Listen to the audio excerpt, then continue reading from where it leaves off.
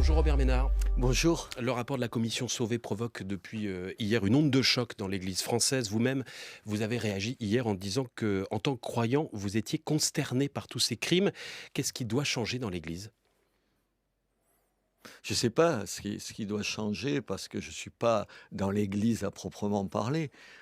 Moi, j'ai consterné, c'est même en deçà de ce que je pense. Je suis atterré, sidéré. Puis j'ai surtout le sentiment, comme catholique et puis comme citoyen aussi, d'une immense trahison.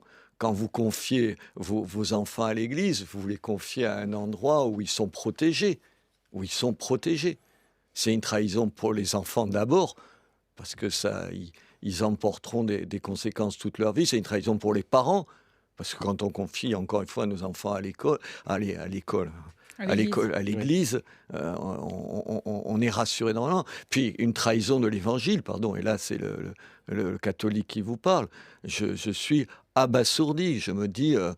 comment on a pu laisser faire ça? Puis il y a une trahison de toute l'Église qui s'est plus soucié de son image que des gens. C'est terrible. Plus soucié de l'institution que des enfants.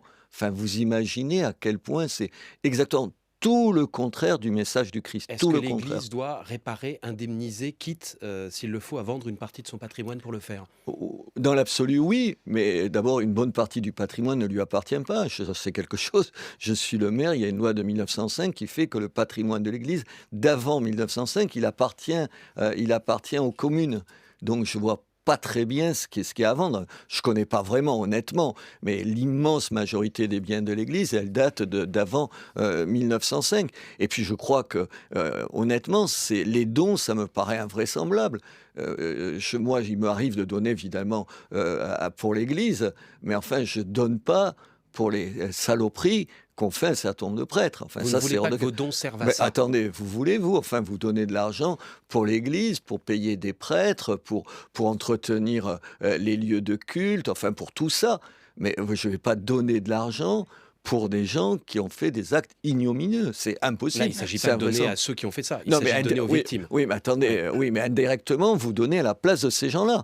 Enfin, attendez, c'est pas possible. Alors comment ils vont trouver l'argent ? Mais je sais pas, je me pose la question. Je n'en ai aucune idée, mais je crois qu'ils en ont aucune, madame, d'idée non plus. Mais en tout cas, c'est à l'Église de payer. On ne peut pas imaginer, par exemple, que l'État vienne indemniser les victimes. Ah non, mais pourquoi donc ?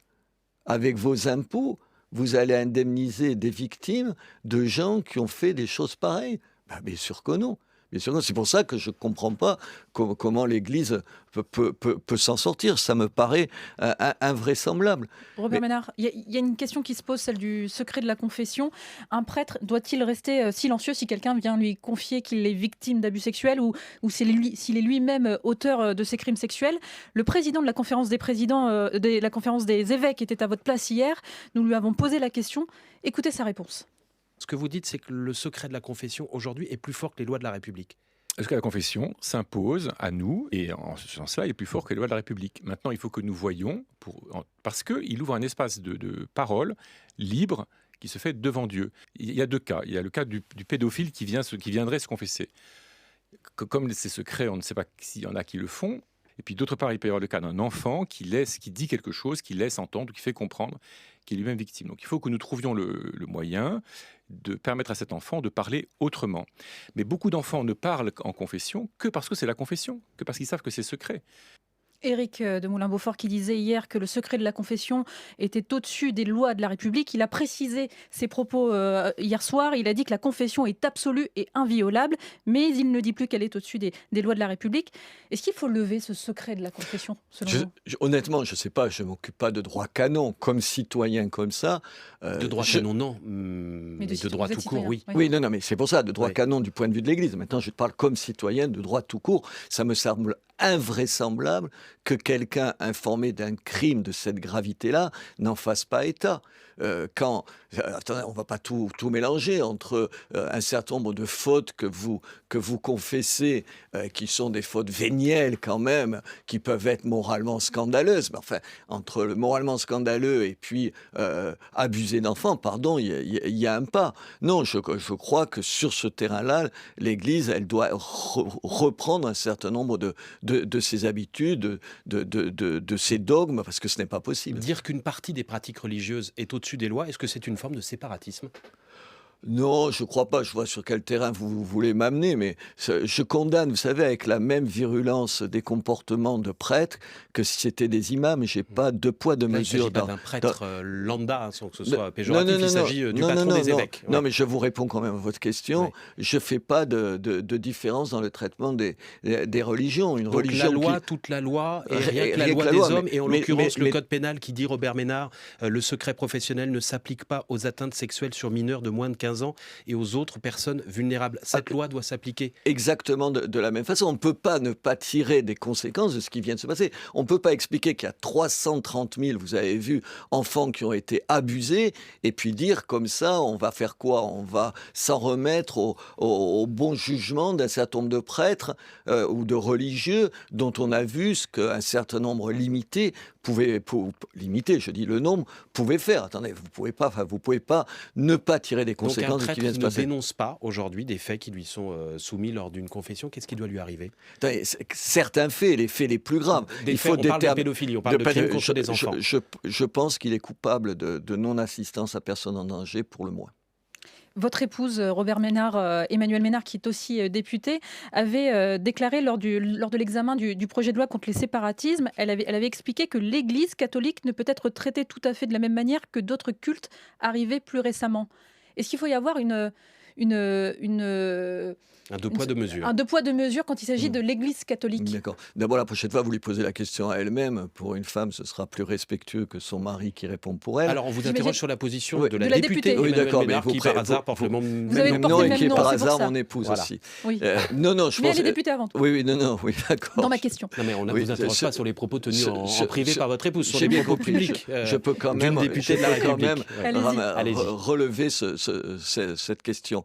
Non, Sur le fond. elle parle pas du tout. Elle parle pas du tout de ça. Ma femme, elle parle du fait que ce pays est de tradition judéo-chrétienne et qu'on peut pas faire comme si cette histoire-là n'avait pas une place particulière dans notre civilisation, dans notre façon d'être et tout.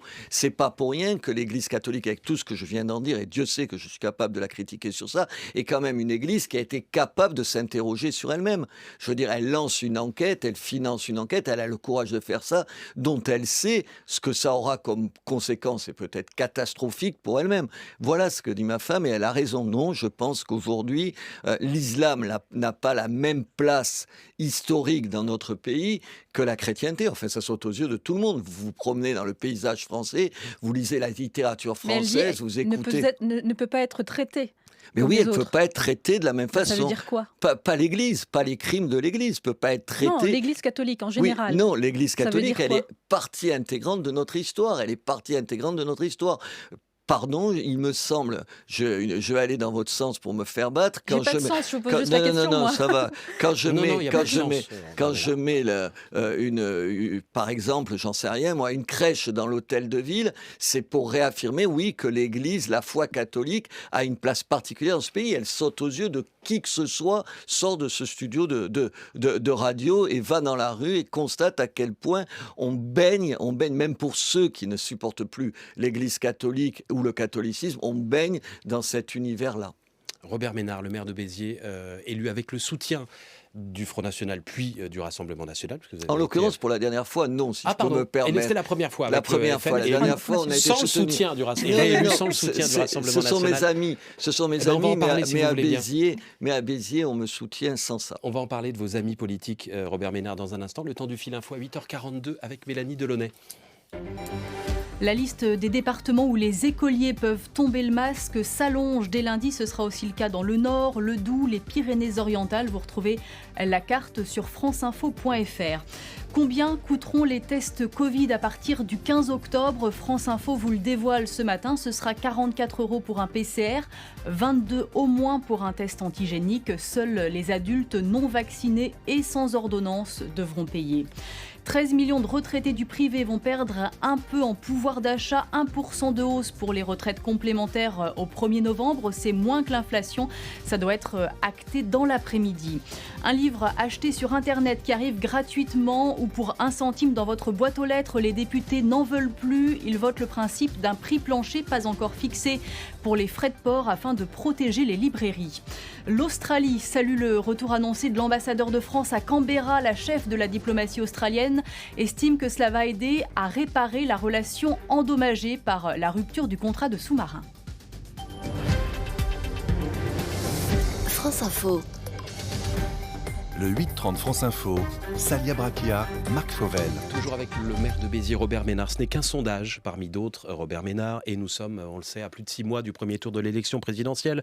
Mais pour la première fois, une enquête de l'Institut Harris place Éric Zemmour devant Marine Le Pen et donc qualifié à sa place en quelque sorte pour le second tour face à Emmanuel Macron. Est-ce que c'est une bonne nouvelle pour vous ou pas ? Ce qui est une bonne nouvelle, c'est que le camp national, je ne sais pas comment vous dites ici à France, comment vous dites-vous ? À France Info, vous diriez plutôt l'extrême droite, ça irait plus vite en besogne. Donc le camp national, parce que je bute vous sur pas le mot. Extrême droite. Non, bien sûr, je ne dis pas extrême Éric droite. Zemmour n'est pas l'extrême droite. Mais attendez, l'extrême droite, ça renvoie à des choses précises, Marc Fauvel. L'extrême droite, elle s'est construite historiquement sur le refus du suffrage universel, sur la contestation du suffrage universel. Non, je ne suis pas d'extrême droite parce que je me présente à des élections et Éric je les Zemmour gagne. ne l'est pas non plus, ni au vu de son pédigré judiciaire, ni Attendez, au vu mais ça, de ses positions récentes sur Vichy, par exemple. L'extrême droite, ça a une signification précise. Sauf que c'est utilisé... Vichy était un régime d'extrême droite. Oui, sauf qu'il avait dissous l'Assemblée nationale. Je vous rappelle juste, il dissout tellement peu l'Assemblée nationale, Éric Zemmour, qu'il se présente à des élections. Non, mais je veux dire, c'est une façon insupportable. Vous pouvez ne pas être d'accord avec Éric Zemmour, avec moi-même, je vous le dis, mais vous n'êtes pas obligé de disqualifier les gens. Or, dire extrême droite, ça disqualifie les gens. Vous ne Donc, qualifiez pas Éric Zemmour d'homme d'extrême droite, non, même au vu de ses dernières prises de position pour défendre le régime de Vichy, quand il dit le régime de Vichy a sacrifié les juifs étrangers pour sauver les juifs français, ce qui historiquement n'est pas exact. Je ne suis pas d'accord avec un certain nombre de lectures et de propos d'Éric Zemmour, qui est mon ami par ailleurs, je le lui ai dit, et je le lui dis récemment. C'est pas pour ça que je dis, comme un certain nombre de gens disent, j'ai entendu encore hier un florilège de gens fascistes, extrême droite, révisionnistes. Il est négationniste. Enfin, comment vous pouvez dire ça? Révisionniste. En disant ça. Mais révisionniste, ça veut dire quoi? À quoi? Non. C'est réviser l'histoire. Non. Ouais. Négationniste et révisionniste, arrêtez de jouer ces mots. Ça renvoie à des gens qui niaient l'existence de la Shoah, des camps de concentration. C'est ça, madame. Là, il nie une partie de l'histoire, il réécrit l'histoire en disant que Vichy a protégé les juifs français. Non. Aujourd'hui, traiter quelqu'un de négationniste, de révisionniste, ça renvoie au camp de concentration. Est-ce qu'Éric Zemmour dit qu'il n'y a pas eu de camp de concentration? Non. Donc les gens qui emploient ce vocabulaire-là, mais c'est toute une partie de la gauche, et malheureusement de temps en temps des journalistes aussi. Vous êtes d'accord pour dire... Non, je Attendez, finis. je vous pose la question. Est-ce que vous êtes d'accord pour dire qu'il tord l'histoire de France? Je pense sur qu'il ce chapitre précis de Vichy et de Pétain. Sur un certain nombre de points, non, je ne suis pas d'accord avec ce qu'il dit de Pétain. Et je le lui dis, ce que je vous dis là, je le lui ai dit. Donc mais j'ai ça aucun ne vous problème. semble pas suffisamment grave pour vous éloigner de lui, par exemple? Ça me semble suffisamment grave pour lui dire tu ne devrais changer d'avis là-dessus. Non, sur un certain nombre de points, je trouve qu'il a raison. Et pas sur celui-là, mais sur un certain nombre de points, s'il a un tel succès, parce que vous aviez des prudences sur les sondages, vous avez raison de les avoir. D'abord, les sondages, ça change, et puis avec les marges d'erreur, honnêtement, tu peux faire à peu près dire ce que tu veux à ce niveau-là. Reste qu'il y a une dynamique, enfin, ça saute aux yeux qu'il y a une dynamique. Enfin, qui ici, autour de ces micros, aurait imaginé qu'on parlerait d'Éric Zemmour en tête des candidats? Qui est due à quoi? Marine Le Pen n'imprime plus, ou alors il dit tout haut ce que Marine Le Pen n'ose plus dire? Non, il dit d'abord ce que les Français ressentent. Et c'est ça. Qu'est-ce qu'on découvre? On découvre que la question migratoire, l'insécurité culturelle, la peur de se sentir moins dans son propre pays, la difficulté qu'on a comme maire à voir une partie évidemment, une partie seulement de la communauté musulmane s'intégrer dans la France, tout ça, ça pose des questions et ça trouble les gens. Et il touche là où ça fait mal. Alors on peut ne pas vouloir parler de ces questions-là. Remarquez, maintenant tout le monde en parle. Vous avez remarqué, au moins on ne peut pas dire que on n'en parle pas, tout le monde en parle, y compris avec des propos fous là, que j'entends un certain nombre, y compris de leaders des Républicains parler d'épuration ethnique. Je ne sais pas où ils vont aller dans la surenchère et tout. Gilles Plattret, c'est ça, je cherchais. Membre des Républicains qui parle d'épuration ethnique en cours dans certains quartiers. Oui. Marine Le Pen... Pourquoi, selon vous, Marine Le Pen, elle n'intéresse plus? Elle est devenue beaucoup trop centriste? Non, moi elle n'est pas centriste, je ne suis pas sûr que ce soit exactement le bon mot. Je crois qu'aujourd'hui, elle a peut-être surestimé le fait qu'une partie de son électorat lui était fidèle au point que le premier tour ne posait pas question. Mais moi, je ne vais pas lui faire ce reproche-là, puisque je lui ai écrit une lettre ouverte qui a été publiée, dans laquelle j'insiste là-dessus. Ce qui me trouble, c'est quoi? C'est que nos idées, elles sont majoritaires, n'en déplaisent à un certain nombre de gens, sur l'immigration par exemple, sur les sécurités, sur l'autorité à l'école et sur plein de points, mais en même temps, après, les gens continuaient à ne pas vouloir voter pour des gens qui portaient nos idées. Marine Le Pen en est un exemple. Donc c'est ça le gap. Mais alors là, il faut faire quoi? Moi, je pense qu'il faut rassurer les gens. Vous êtes un peu comme le médiateur, vous vous présentez comme le médiateur entre Éric Zemmour et Marine Le Pen. Vous voulez qu'ils se rencontrent pour qu'il y en ait un des deux qui lâche? Et là, ce serait plutôt Marine Le Pen, vu les sondages? Je constate juste que nos idées, aujourd'hui, de ce camp-là, donc j'arrive de nouveau à ce camp national, je ne sais pas comment il faut, de la droite, aujourd'hui, représente plus de 30% des voix. Jamais dans l'histoire. Mais avec 2 candidats et donc justement, une possibilité de ne pas être présent au second tour. Attendez, j'essaie juste de finir. Donc plus de 30% des voix. Et en même temps, vous avez raison, c'est ce que je veux dire, le risque que politiquement, ce soit un désastre. Donc on fait une primaire? Quoi? Non, on ne fait pas une primaire. On voit venir les choses.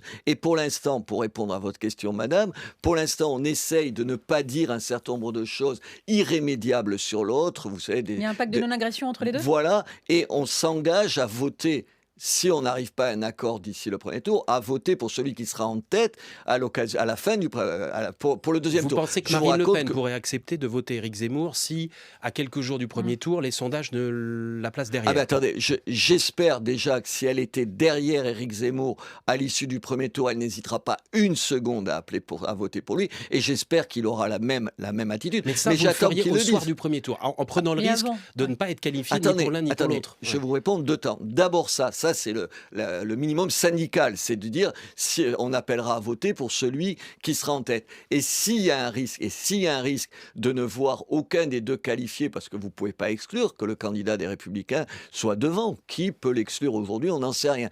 À ce moment-là, il faudra évidemment un accord avant le premier tour pour pas prendre ce risque. Mais quand est-ce que ça va se décider, ça? Mais on verra, je n'en sais rien. Écoutez, de la même façon que je vous disais tout à l'heure, pas plus que vous, je n'aurais imaginé une seconde qu'on ait cette discussion au début du mois d'octobre avec un score pareil pour Éric. De la même façon, je suis incapable de jouer Madame Irma, une boule de cristal. J'ai tellement dit de bêtises que je ne vais pas vous ne savez pas aujourd'hui, vous, pour qui vous voterez? Non, moi je voterai, je l'ai dit aujourd'hui, Marine Le Pen, je la trouve plus rassurante qu'Éric. Vous y faisiez allusion tout à l'heure à un certain nombre de ses déclarations, d'une part. D'autre part, je me dis en même temps, je ne sais pas comment les choses évoluent. Donc pour l'instant, si l'élection avait lieu dimanche prochain, vous voteriez Marine Le Pen. Oui. Mais vous n'êtes pas entièrement sûr de ça. Mais je peux être surpris par les sondages comme vous l'êtes. On est tous, je ne suis pas aveugle, moi je ne suis pas un idéologue. Je constate les choses. Si demain, un des deux est à 8% et l'autre à 20%, il faudra en tirer un certain nombre de conséquences pour ne pas se retrouver sans candidat de notre camp au deuxième tour. Robert Ménard, vous restez avec nous. Une toute petite pause, le temps du fil info à 8h51 avec Mélanie Delaunay. Et cette info, France Info, les tests PCR coûteront 44 € à partir du 15 octobre, 22 € au moins pour les antigéniques.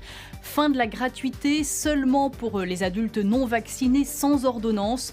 Le syndicat des biologistes médicaux dit s'attendre à une chute des tests de l'ordre de 80%. Conseil de défense sanitaire ce matin à l'Elysée pour discuter de l'évolution du pass sanitaire dans les départements où l'épidémie de Covid est au plus bas. Les écoliers sans masque seront plus nombreux dès lundi. 21 départements supplémentaires sont concernés. La préfecture des Bouches-du-Rhône réquisitionne des éboueurs et notamment des grévistes à Istres pour ramasser les milliers de tonnes de déchets toujours accumulés dans la métropole d'Aix-Marseille. Une proposition de loi pour allonger le délai de l'IVG bientôt de retour à l'Assemblée, annonce le chef de file des députés LREM. Dans Le Parisien, Christophe Castaner juge que c'est nécessaire pour garantir l'égalité d'accès à l'interruption volontaire de grossesse. L'Espagne en finale de la Ligue des Nations de football grâce à sa victoire contre l'Italie. Ce soir, la France affronte la Belgique. France Info.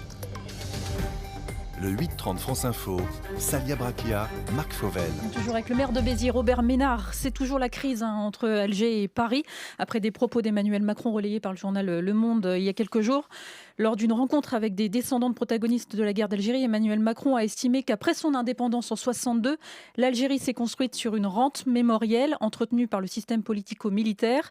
Le président qui questionne même l'existence d'une nation algérienne avant la colonisation française. Est-ce que c'est un dérapage ? Non, c'est juste la vérité. Il a raison. Attendez, mais moi, quand Emmanuel Macron dit un truc où il a raison, il a raison. Enfin, attendez, moi, je suis un tout petit peu l'actualité algérienne, je suis même né en Algérie, que le pouvoir algérien s'est construit sur une rente mémorielle, une histoire tronquée de l'Algérie, n'importe quelle personne à peu près de bon sens le reconnaîtra. Sur l'existence de la nation avant la colonisation française. La nation algérienne, elle n'existe pas avant. Il y a des... Qu'est-ce qui vous fait dire ça ? Rien, il n'y a pas d'État algérien, il n'y a pas de conscience nationale algérienne. C'est pas un crime. Vous dites aujourd'hui qu'il n'y avait pas de peuple algérien avant la colonisation française ? Il n'y avait pas de conscience nationale en Algérie, mais tout le monde le sait. Je veux dire, ça enlève rien à l'Algérie. Je ne comprends même pas cette discussion. Je veux dire, il y a des nations qui se construisent différemment. L'Italie a mis longtemps à avoir une conscience italienne. Il y avait des gens qui se sentaient vénitiens, florentins, et que la construction de la nation, de l'esprit italien a mis du temps. Et non, il n'y a pas d'abord, il n'y a pas d'État algérien avant la colonisation. L'État et la nation, c'est pas pareil. Non, mais attends, pardon, laissez-moi finir. Il n'y a pas d'État algérien et il n'y a pas de conscience nationale en Algérie avant 1830. Enfin, comment vous pouvez le dire ? Comment vous pouvez le dire ? Je ne suis pas historienne, mais il y a eu... Mais justement, vous n'êtes pas historienne, c'est juste le problème. Il y a eu par exemple, si vous connaissez un peu l'histoire de l'Algérie, oui. il y a eu la Caïna au 8e Robert siècle. Ménard, vous je vous propose qu'on s'apaise un tout petit peu sur cette discussion. Personne n'est historien ni Salia, ni vous. On baisse de quelques décibels et on poursuit si vous voulez. On n'est pas historien, mais vous savez qu'il y a eu la Caïna au 8e siècle, il y a eu des rois d'Alger au 16e siècle, il y a eu l'émir Abdelkader avant la colonisation française. Ça faisait pas partie de la nation algérienne. Ça fait partie de l'histoire algérienne. En construction. Voilà, on est d'accord. En construction. Ce qui a précipité la construction d'une nation algérienne, c'est la lutte contre la France. Mais ce n'est pas quelque chose de critique par rapport à mes amis algériens. Je ne vois pas la question. C'est nier des évidences. Ça enlève rien à l'histoire de l'Algérie. Et vous considérez, Robert Ménard, que Emmanuel Macron, avec tout ce que vous venez de nous dire là, c'est-à-dire que vous êtes d'accord avec lui sur le fond, a eu raison de le dire maintenant, quitte à faire tomber tout le travail d'apaisement entre les deux pays qui avait été lancé dans la foulée du rapport Stora. Oui, je ne suis pas sûr que le rapport Stora soit un modèle de rapport. Il y avait eu un petit réchauffement. Oui, oui, mais à quel prix ? Au prix de l'oubli du drame des Harkis en grosse partie. Demandez à la communauté Harkis ce qu'elle pense du rapport Stora. Non, je crois qu'il y a un vrai problème avec les autorités algériennes, peut-être pas avec le peuple algérien, parce que les autorités algériennes qui crachent sur la France à longueur de temps, dont les dirigeants viennent se faire soigner en France à longueur de temps, et un peuple algérien qui existe et que je respecte, dont le rêve pour 80%, c'est de venir en France. Entre ça et le discours des autorités algériennes, lui-même contesté par le peuple algérien, et quand le président de la République dit que c'est un régime, il ne le dit pas dans ces termes-là, mais je le dirais en gros militaro, autre chose, mais d'abord un régime militaire, je crois qu'il suffit de demander au peuple algérien ce qu'il en pense pour qu'il approuve exactement ces propos-là. Le gouvernement qui en parallèle a réduit de 50% les visas pour les personnes provenant du Maghreb, donc d'Algérie aussi. Il faut revenir sur cette décision pour calmer le jeu. Non, parce qu'il a raison là encore. Vous ne pouvez pas être un pays comme l'Algérie et refuser systématiquement de recevoir chez vous vos propres ressortissants qui se sont mal comportés, qui ont été condamnés en France et dont on veut qu'ils rentrent dans leur pays. Vous ne pouvez pas faire ça et en même temps vous étonner que la France ne réponde pas en disant donne-moi un visa.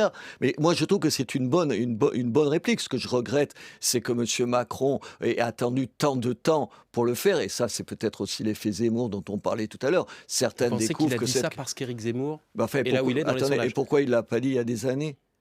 Attendez, mais c'est invraisemblable. Pourquoi il dit ça maintenant ? Il y a eu des discussions avant. Gérald Darmanin s'est rendu sur place pour discuter avec les autorités. Je vous rappelle que c'est le même candidat quand il était candidat, qui disait que la colonisation était un crime contre l'humanité. Bien sûr qu'il y a un effet là. Il découvre quand même que le peuple français, sur la question de l'immigration, et l'Algérie, elle a eu un rôle important là-dessus, il faut rassurer un certain nombre de gens. Mais sur ces points, il a raison. Ces points, il a raison. Et moi, encore une fois, ça ne me gêne pas de dire que le chef de l'État a raison. Et j'applaudis à ce qu'il dit sur ce terrain-là. Et ce sera le mot de la fin ce matin. Merci beaucoup Robert Ménard d'être venu Merci ce à matin vous. Merci. au micro de France Info.